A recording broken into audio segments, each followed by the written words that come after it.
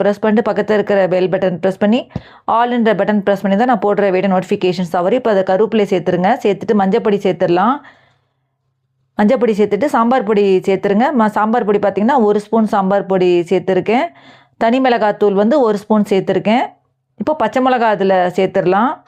பச்சை மிளகா காரம் எவ்வளோ தகுந்த மாதிரி சேர்த்துக்கோங்க. தக்காளி இதில் சேர்த்துடலாம். 1 தக்காளி பெரிய தக்காளி சேர்த்துருக்கேன். கட் பண்ணி அது எல்லாத்தையும் வதக்கி விட்டுக்கோங்க. வேறு என்ன டவுட்ஸ் கமெண்ட் பாக்ஸில் கேளுங்க. என்னோடய சேனலில் பார்த்தீங்கன்னா எல்லா வீடியோஸும் நான் அப்லோட் பண்ணிகிட்ருக்கேன். எல்லா சமையல் வீடியோஸும் வெரைட்டி ரைஸு, சாம்பார், பொரியல் எல்லாமே அப்லோட் பண்ணிகிட்ருக்கேன். நீங்கள் போய் சேனலில் போய் நீங்கள் செக் பண்ணி பார்த்துக்கலாம். இப்போ இது சேர்த்துடலாம். உங்களுக்கு பார்த்தீங்கன்னா மல்லித்தூள் சேர்த்துருங்க. மல்லித்தூள் 1 1/2 ஸ்பூன் மல்லித்தூள் சேர்த்துடலாம். சேர்த்துட்டு அது எல்லாத்தையும் வதக்கி விட்டுக்கோங்க. இப்போ இதில் புளித்தண்ணி இதில் சேர்த்துருங்க.